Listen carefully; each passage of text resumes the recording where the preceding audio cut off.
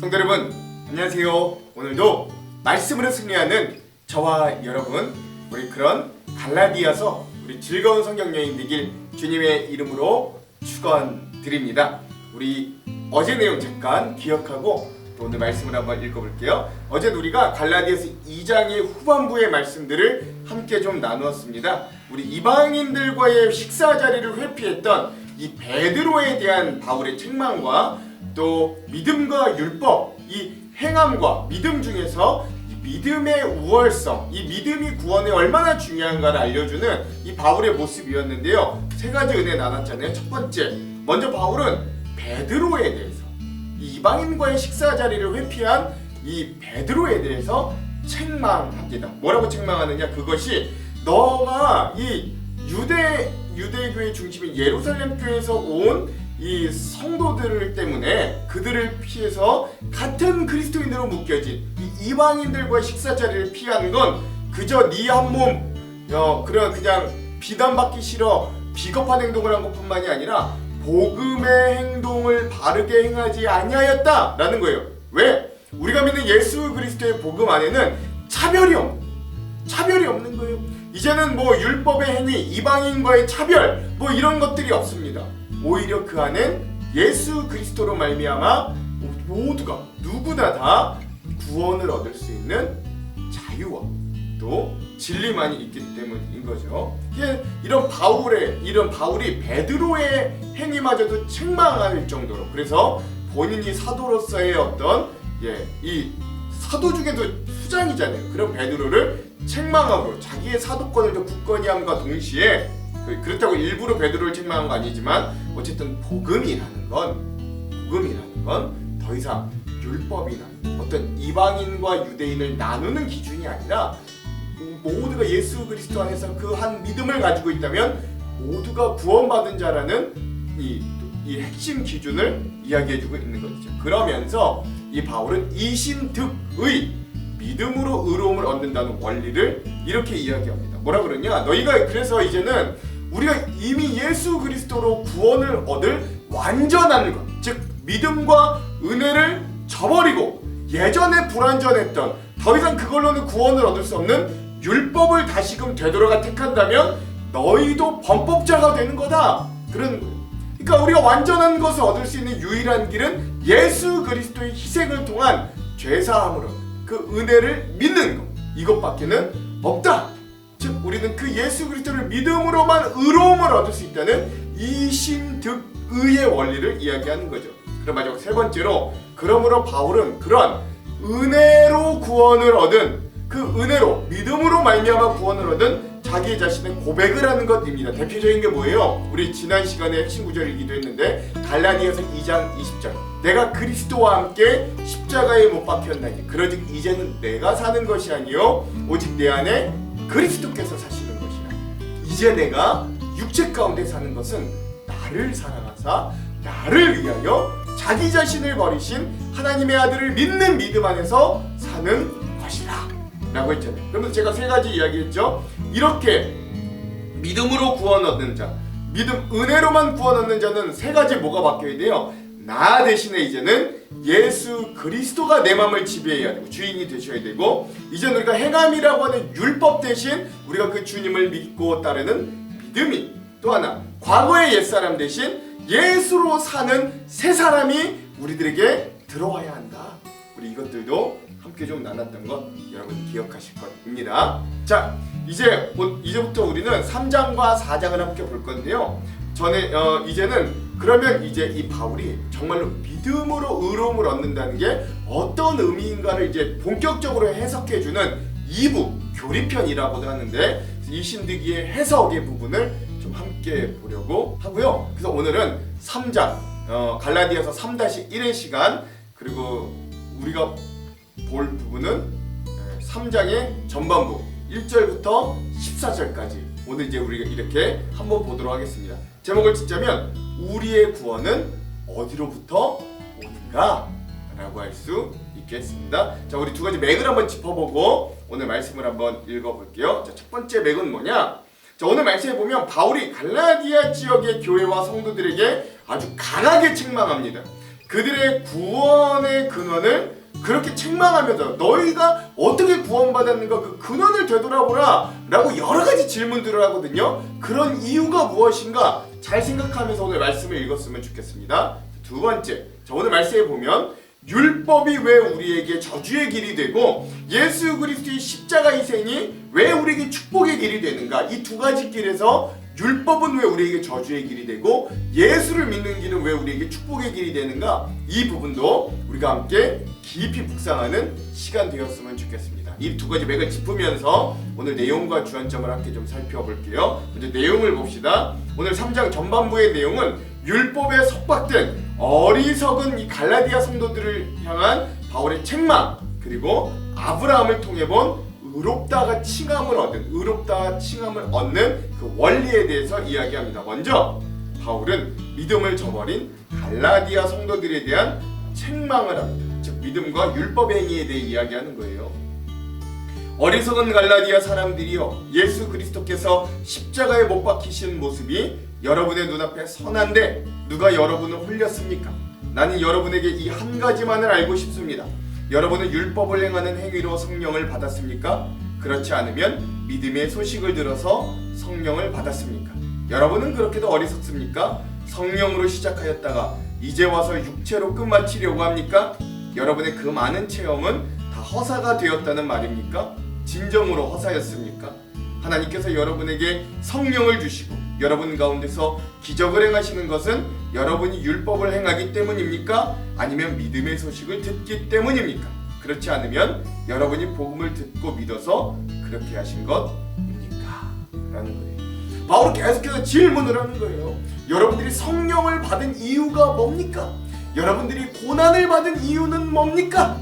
여러분들이 이렇게 하나님이 여러분들에게 성령을 주시고 믿음 안에 있게 한 그 은혜를 주신 이유는 뭡니까? 여러분들이 율법을 지켜서입니까? 아니면 예수를 믿어서입니까? 계속해서 그들의 믿음이 다른 복음에 흔들리고 있는 이 갈라디아 성도들의 믿음이 어디서부터 출발했고 그 구원이 어디서부터 왔는지를 되새겨보라는 거예요. 율법을 행해서 구원을 얻었냐, 아니면 예수를 믿고 받아들여서 구원을 얻었는가 한번 잘 되돌아보라는 거죠. 우리 이따가 주안점에서 더 깊은 은혜를 나눌게요. 그 이후에 바울은 이들에게 이 믿음 때문에 그렇다는 것을 더 잘 설명하기 위해 그들의 그들 믿음의 조상 아브라함의 믿음을 통해서 본 칭의의 원리를 이렇게 이야기합니다.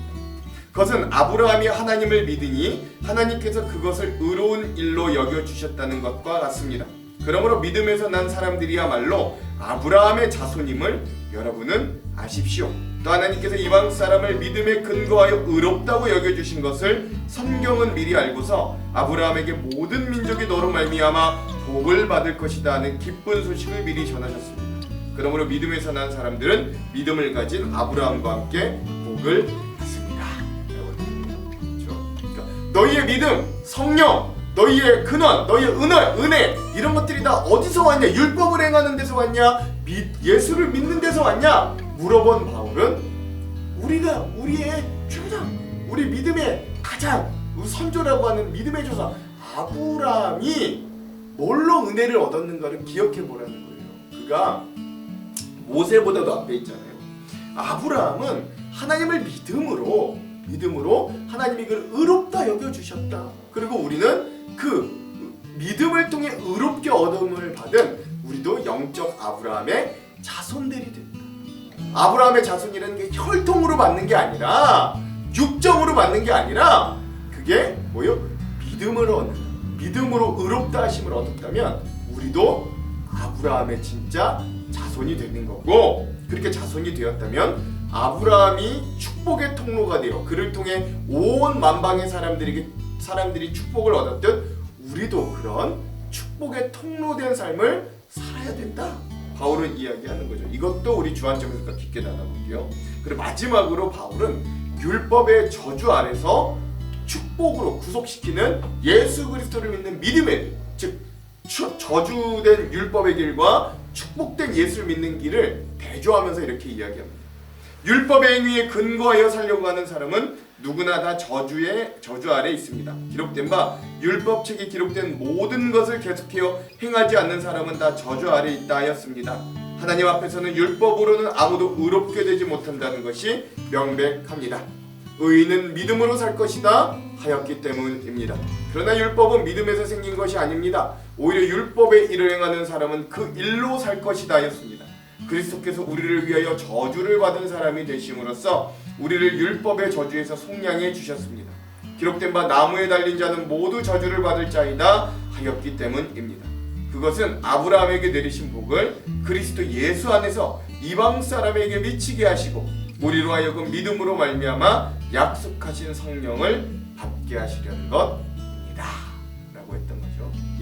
율법을 지켜야 함이 맞지만 그 율법을 우리가 결국 다 지키지 못해 이 죄의 저주 아래 빠질 수밖에 없는 우리의 길을 바울은 먼저 이야기합니다.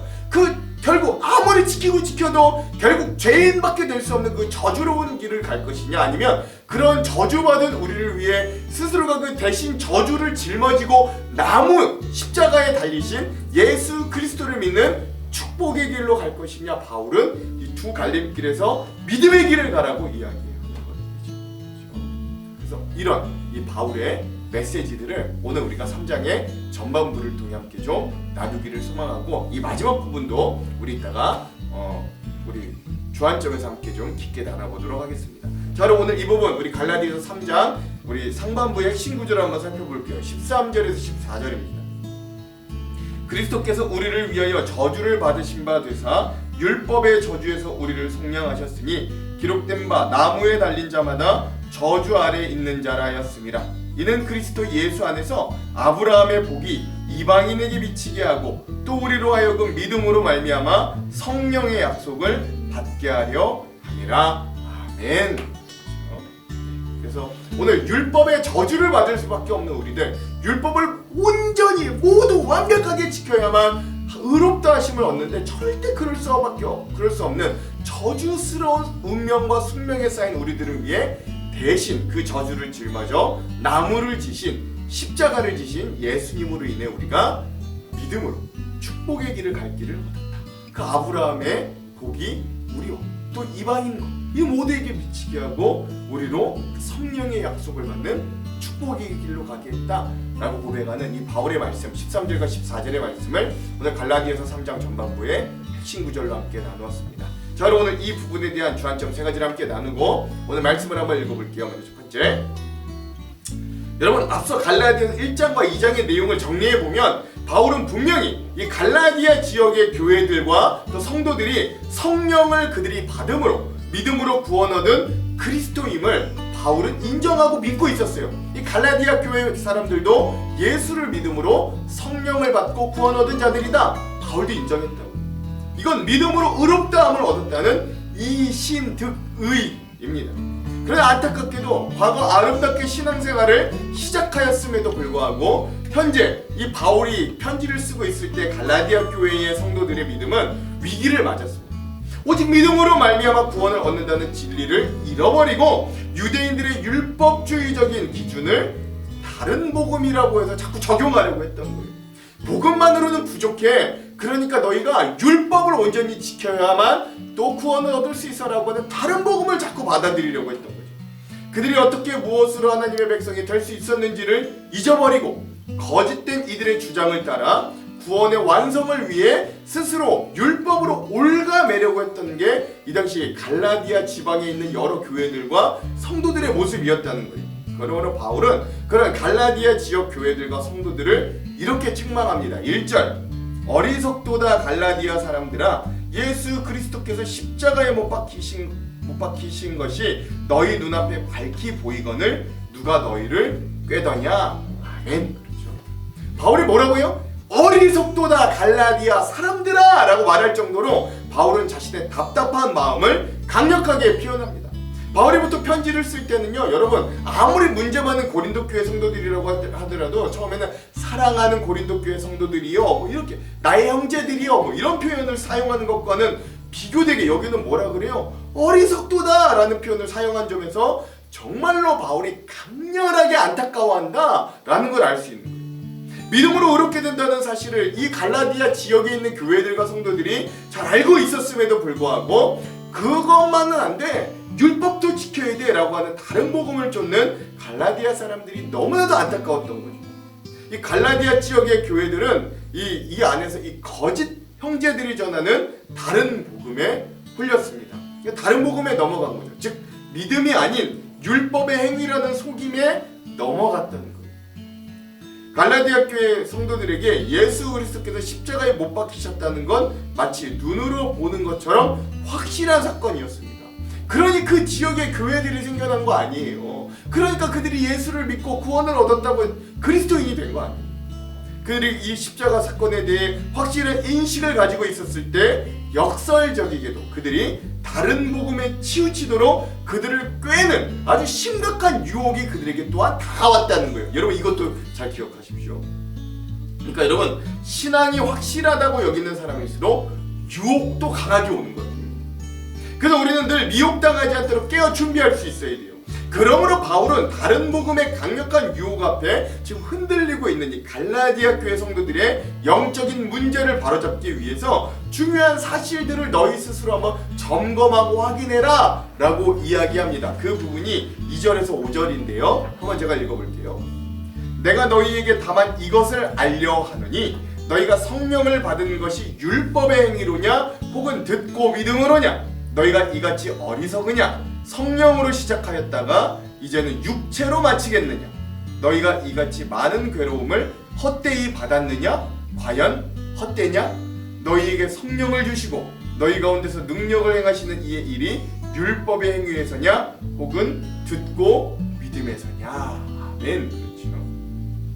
그러니까 여러분 바울이 1절부터 여기 5절까지 1절에서는 너희들 그들이 너희를 꾀더냐 라는 질문으로 시작해 2절에서는 믿음으로냐 3절에서는 어리석으냐 마치겠느냐 4절에서는 받았겠느냐 헛되냐 5절에서는 믿음에서냐 이렇게 바울은 계속해서 질문을 통해 갈라디아 지방의 성도들에게 스스로의 믿음과 상태를 되돌아보게 하는 거예요. 스스로 질문해보면서 되돌아보라는 거예요.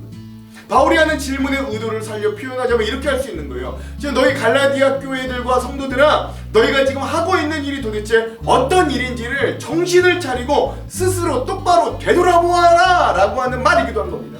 그러므로 바울은 이런 질문들을 통해 갈라디아 지방 교회와 성도들에게 다음 4가지를 스스로 되돌아보게 하는 거예요. 2절부터 5절까지를 잘 살펴보면 이런 4가지 질문이 나옵니다. 첫째, 그들 가운데 이미 내재하시고 역사하시는 성령님을 너희가 어디서부터 받았는지를 스스로 점검하라는 거예요. 그게 율법을 행했더니 성령이 왔냐 아니면 예수를 믿었더니 성령이 왔냐 한번 되돌아보라는 거예요. 둘째, 그들의 신앙의 시작과 끝마침의 방향을 스스로 점검하라는 거예요. 내가 처음부터 예수를 믿기로 작정했고 성령을 받았다면 마지막까지 그 방향으로 가야지 어떻게 율법을 해가는 걸로 마치려고 하느냐라고 하는 거예요. 셋째, 그들이 그리스도를 믿는 믿음을 가지게 됨으로 받았던 고난의 의미를 확인해보고자 합니다. 너희가 여태까지 뭐 때문에 고난까지도 받고 이렇게 믿음 생활을 했느냐? 그 율법 그냥 지키려고 한 거냐? 아니면 예수를 믿어서 그 은혜 가운데 한 거냐? 되돌아보라는 거죠. 마지막 넷째,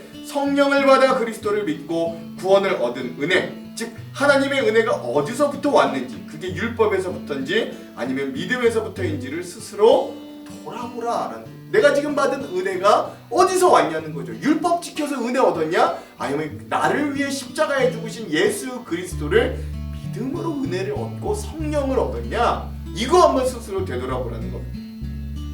이 질문들은 근데 여러분 꼭 이 당시 갈라디아 지역의 교회와 성도들에게만 적용되는 질문이 아니라 오늘 우리의 신앙생활 한 중간에도 우리 스스로에게 다시금 물어봐야 될 질문입니다. 그리고 질문 하나하나를 되짚어 가다 보면 결국 그 원인과 근원이 결코 율법을 지키는 우리의 행위나 아니면 또 다른 우리의 어떤 노력과 힘으로 얻을 것이 하나도 없고 오로지 아직 죄인 되었던 하나님과 원수 되었던 그런 나를 사랑하사 나를 위하여 자기 자신을 버리신 하나님의 아들 예수 그리스도를 믿는 믿음이 그 모든 것들의 근원이 되어 나에게 은혜도 성령 충만함도 믿음도 허락해 주셨음을 알고 고백하게 될 수밖에 없음을 우리 발견하게 됩니다. 아마도 바울은 이런 은혜와 우리가 지금 얻은 구원의 근원을 스스로 깊이 묵상하며 다른 복음으로 다시금 되돌아가려고 하는 이 갈라디아 지역의 성도들에게 강하게 질책하고 또 그들을 다시금 믿음과 은혜의 자리로 되돌아오게 하려는 이 바울의 애타는 마음이 이 질문들 가운데 있었던 거예요. 예전에 이런 우화가 있었죠. 어떤 한 사람이 마차를 타고 가고 있는데 어떤 사람이 그 길에서 아주 무거운 짐을 지고 쩔쩔매고 땀을 뻘뻘 흘리며 가고 있었던 거예요. 그래서 그 짐을 들고 가는 사람을 불쌍히 여겨 이 마차를 끌고 가던 사람이 그를 마차에 태워주었어요. 그런데 그 짐을 들고 있던 사람이 자기가 마차를 탔음에도 불구하고 여전히 자기의 짐을 메고 땀을 뻘뻘 흘리고 있었던 거예요. 그래서 그 모습이 신기한 마차 주인이 왜 이 마차에 탔음에도 불구하고 그 짐을 짊어지고 뻘뻘 땀을 흘리고 있냐고 물어봤더니만 그가 뭐라고 대답했냐. 내가 이 마차 탄 건 고마운데 내가 이 짐마저도 내려놓으면 말에게 너무 미안해서 이 짐만큼은 내가 이 마차를 타면서도 짊어지려고 한다는 어리석은 대답을 했다고 합니다. 그가 짊어진다고 말이 덜 힘들어요? 아니잖아요. 쓸데없이 자기 괜히 짐만 지고 있는 거예요. 오늘 예수 그리스도의 십자가의 희생과 부활을 통해 구원과 은혜를 얻은 우리가 여전히 율법을 그 어깨에 매려 한다면, 나의 공적을 나의 어깨에 매려 한다면 그 어리석음은 그 짐꾼들과 우리가 다를 것이 하나 없다는 걸 여러분 기억하십시오. 그러므로 오늘 그리스도인된 우리가 시시때때로 우리가 그 십자가를 바라보아야 다른 길로 가지 않습니다. 수많은 다른 복음이 우리를 유혹할 때 우리는 우리의 유일한 등대 같은 역할을 해주는 그 십자가를 바라보아야 온전한 은혜와 믿음의 길로 나아갈 수 있게 되는 거예요. 그러니 여러분 십자가를 보십시오. 예수님이 달리신 십자가 복음이 무엇인지를 우리에게 보여줍니다. 십자가가 우리에게 하나님이 하신 일이 무엇인가, 하나님이 원하는 방향이 무엇인가를 보여주는, 하나님이 십자가를 통해 우리를 구원하셨습니다. 그리고 십자가의 길을 예수님이 먼저 가심으로 우리에게도 보여주신 각자의 십자가, 즉 희생과 고난의 길을 우리에게 또 보여주십니다. 때로 십자가의 길에는 고난이 없을 수는 없지만 고난조차도 감사할 수 있는 건 그것에 하나님의 능력과 은혜가, 성령의 충만함이 함께하기 때문입니다. 하나님이 우리와 함께 하시며 성령의 능력으로 우리를 결국 이기게 하실 겁니다. 그 길. 그러니 그 십자가를 바라보고 여러분 다른 복음에 넘어가지 말고 계속해서 복음으로 승리하기를 간절히 소망합니다.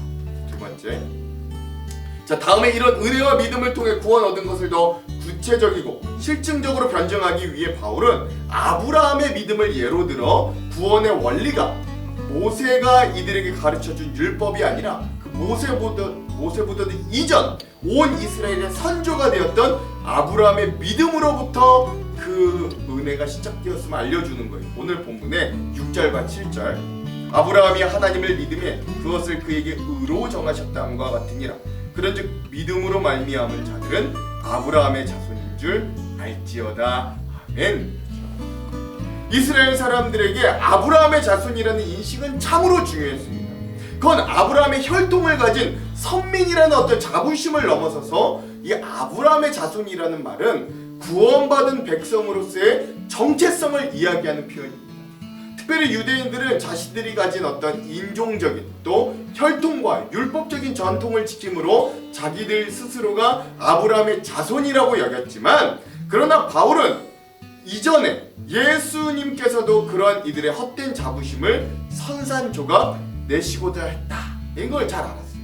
그리고 예수님은 구원받은 자로서의 정체성을 지칭하는 이 아브라함 자손에 대해 예수님도 이렇게 말씀하셨습니다. 마태복음 3장 9절, 속으로 아브라함이 우리 조상이라고 생각하지 말라. 내가 너희에게 이르노니 하나님이 능히 이 돌들로도 아브라함의 자손이 되게 하시리라. 아멘. 그렇죠. 그러니까 여러분, 그럼 누가 아브라함의 자손이에요? 누가 아브라함의 의의 계보를 이어갈 사람입니까? 오늘 이 말씀에 보면 아브라함의 믿음을 가진 사람이 아브라함의 자손이지 혈통적으로 아브라함의 자손이 될 수 없다. 즉 하나님이 준비하신 속죄의 구주 예수님을 믿는 사람들이 곧 진짜 아브라함의 자손들입니다. 아브라함은 어떻게 의인으로 인정받았을까요? 아브라함은 혈통으로 의인으로 인정받은 사람이 아닙니다. 아브라함은 믿음으로 인정받았어요. 아브라함은 하나님을 믿음으로 의롭다 인정함을 받고 하나님의 자녀가 되었습니다. 아브라함의 자손들도 마찬가지입니다. 아브라함의 혈통이 아니라 아브라함이 가졌던 믿음으로써 아브라함의 자손이 됩니다.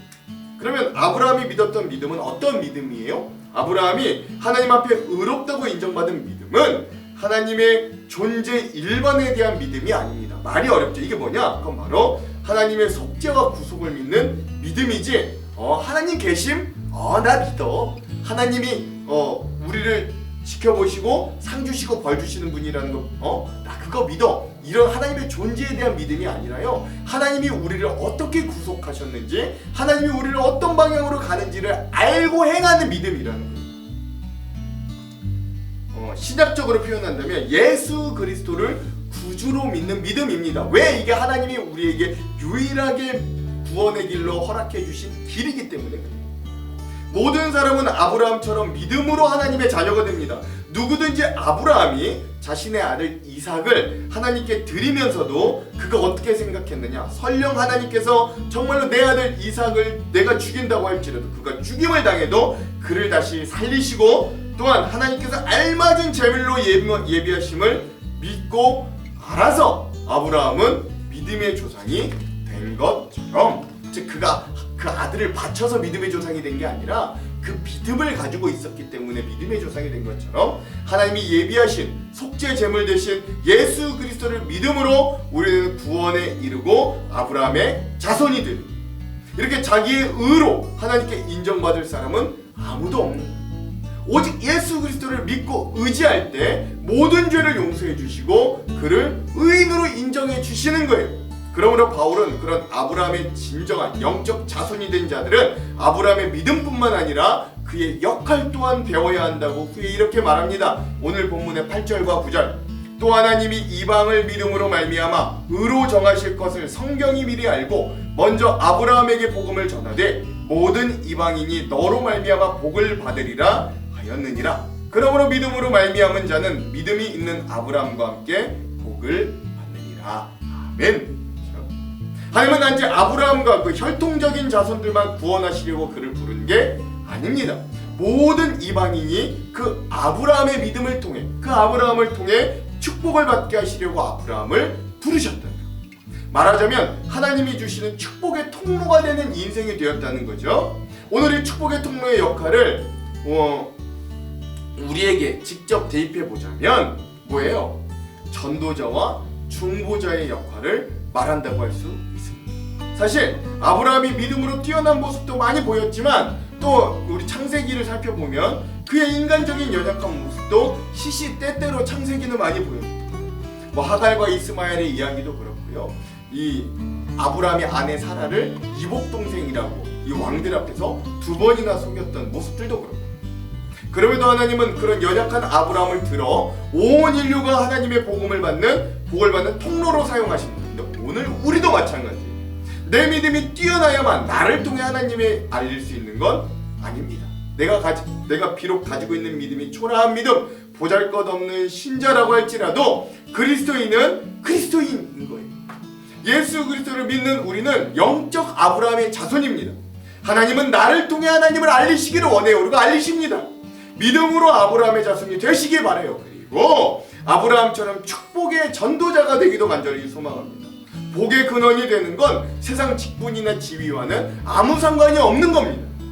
오늘 내 지위와 무관하게 예수 그리스도를 믿어 구원을 얻고 축복의 통로로 세워진 믿는 나 때문에 내 주변의 사람들이 하나님의 복을 받게 되는 역사가 우리의 삶 가운데도 일어나기를 원합니다. 그게 진짜 아브라함의 자손입니다. 이렇게 축복의 통로, 복음의 통로, 은혜의 통로가 되는 삶을 오늘 사시기를, 진정 아브라함의 자손이 되시는 삶을 사시기를 간절히 소망합니다.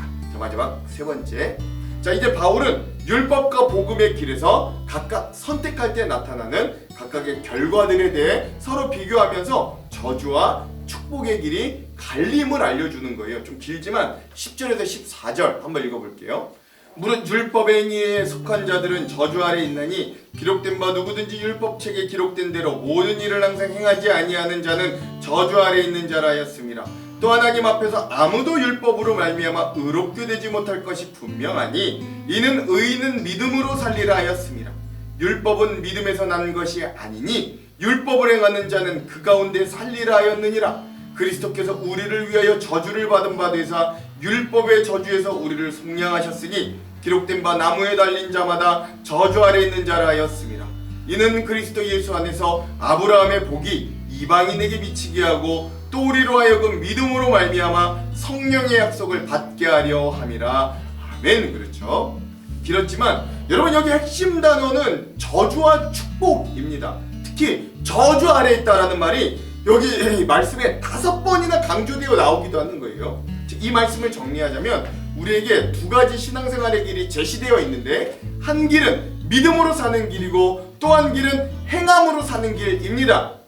근데 여러분, 이게 원래는 우리 신앙생활에 있어서 믿음과 행함은 서로 뗄래야 뗄 수 없는 관계입니다. 그러나 바울이 지금 이 믿음과 행함을 극단적으로 서로 대조하며 이야기하고 있는 연유는 갈라디아 성도들이 율법을 행함으로 구원을 얻게 된다는 다른 복음에 빠져있기 때문에 그럽니다. 이렇게 특별한 상황 때문에 바울이 극단적으로 설명하기 위해 믿음과 행함을 이분적으로 구분해 놓았다는 걸 우리가 이 부분을 일단 잊어서는 안 돼요. 그렇죠? 그러니까 행한다는 게 무조건 잘못된 건 아닙니다만 여기는 더 강조하기 위해 이렇게 이분법적으로 구분했다는 거예요. 그러나 행함과 믿음이 서로 갈등하고 부딪힐 때 여러분, 우리가 분명한 건 뭐냐면 우리가 믿음과 은혜의 길에 온전히 설 수 있어야 된다는 거예요. 왜냐면 예수님께서 율법책에 기록된 대로 모든 일을 다 행할 수 없어 저주를 받을 숙명에 빠진 우리를 위해 그 저주스러운 숙명을 예수님이 대신 짊어지고 십자가 나무에 달리셨기 때문이에요. 13절에 나오죠. 우린 단순히 예수님께서 우리 죄를 대신해 십자가에 죽으셨다고 이야기 많이 합니다. 하지만 실제로 예수님은 우리가 받아야 될 저주를 대신 나무 십자가에서 받으시고 죽으셨어요. 그 저주가 율법의 저주입니다. 예수님은 율법의 저주에서 우리를 속량하셨어요. 여러분, 속량이라는 원어적인 뜻은 시장에서 값을 주고 물건을 사다 라는 의미라고 합니다. 곧 그리스도께서 우리를 속량하셨다는 건 죄에 노예된 우리를 예수님의 피값으로 사셨다는 것이죠. 즉 인간의 불의는 하나님의 심판을 야기한다는 그 심판 원리로 볼 때 율법은 인간을 의롭게 하는 게 아니라 그 인간의 불의가 드러나 심판을 받게 하는 역할밖에 할 수 없는 거예요. 그러므로 인간에게 율법은 결국 죄가 드러나게 하는 저주가 될 수밖에 없어요. 원래 그런 역할은 아닙니다. 결국 우리는 그 율법이라는 굴레에 갇혀 심판에 벗어나지 못한 저주받은 사람들이었어요. 반면 그 모든 저주를 대신 짊어지고 십자가를 지신 예수 그리스도의 복음은 이를 믿는 자로 하여금 예수 그리스도의 완전한 의를 힘있게 함으로 구원이라는 축복을 소유할 수 있게 됩니다. 우리가 저주를 받아야 죽어야 하는 그 십자가에서 하나님께서 우리를 너무 사랑하셔 예수님과 우리의 자리를, 축복과 저주의 자리를 자리바꿈하셨습니다. 우리가 이 사랑, 이 은혜를 잊지 말아야 돼요. 뿐만 아니라 우리는 저주 가운데 우리를 구원해 주신 하나님을 위해 살아가야 돼요. 아직 이 사랑을 알지 못하는 자들에게 이 사랑을 전해주는 축복의 통로가 되어야 돼요. 저와 여러분들이 이 자리바꿈의 은혜를 누리게 하신 하나님께 감사합니다. 하나님의 영광을 위해 살아갈 수 있는 귀한 인생들이 다 되시기를 주님의 이름으로 축원합니다. 기도할게요. 하나님, 우리는 믿음으로 그 은혜로 인하여 구원 얻었음에도 불구하고 여전히 우리의 의가 버려지지 못하고 여전히 나의 공로가 내가 어떻게든 그 값을 치르고 그 구원을 사려고 하는 우리의 교만한 마음들로 인하여 여전히 우리는 하나님, 내가 무엇인가를 하려고 하는 교만함과 어리석음이 있음을 고백합니다. 그러나 믿음의 오직 믿음으로만 구원을 얻을 수 있음을 다시 한번 기억하게 하시고 우리의 행함마저도 그 믿음에 의지하여 예수 그리스도의 사랑과 그 은혜에 감복하여 하나님 나타나는 반응이 될 수 있도록 은혜를 베풀어 주시옵소서. 오직 믿음으로 말미암아 사는 의인으로 칭함받는 의로움을 얻는 자들 될 수 있도록 인도하여 주시옵소서. 예수님 이름으로 기도합니다. 아멘. 그럼 사랑하는 성도 여러분, 오늘 하루도 말씀으로 승리하십시오. 사랑하고 축복합니다. 화이팅! 제3장.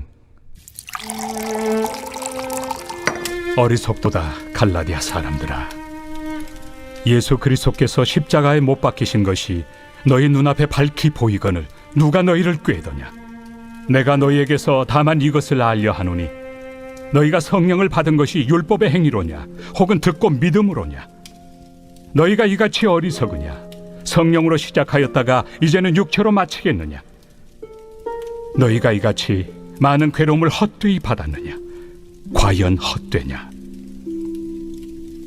너희에게 성령을 주시고 너희 가운데서 능력을 행하시는 이의 일이 율법의 행위에서냐 혹은 듣고 믿음에서냐? 아브라함이 하나님을 믿음에 그것을 그에게 의로 정하셨다 함과 같으니라. 그런즉 믿음으로 말미암은 자들은 아브라함의 자손인 줄 알지어다. 또 하나님이 이방을 믿음으로 말미암아 의로 정하실 것을 성경이 미리 알고 먼저 아브라함에게 복음을 전하되 모든 이방인이 너로 말미암아 복을 받으리라 하였느니라. 그러므로 믿음으로 말미암은 자는 믿음이 있는 아브라함과 함께 복을 받느니라. 무릇 율법 행위에 속한 자들은 저주 아래 있나니 기록된 바 누구든지 율법책에 기록된 대로 모든 일을 항상 행하지 아니하는 자는 저주 아래 있는 자라 하였습니다. 또 하나님 앞에서 아무도 율법으로 말미암아 의롭게 되지 못할 것이 분명하니 이는 의인은 믿음으로 살리라 하였습니다. 율법은 믿음에서 난 것이 아니니 율법을 행하는 자는 그 가운데서 살리라 하였느니라. 그리스도께서 우리를 위하여 저주를 받은 바 되사 율법의 저주에서 우리를 속량하셨으니 기록된 바 나무에 달린 자마다 저주 아래 있는 자라 하였습니다. 이는 그리스도 예수 안에서 아브라함의 복이 이방인에게 미치게 하고 또 우리로 하여금 믿음으로 말미암아 성령의 약속을 받게 하려 함이라.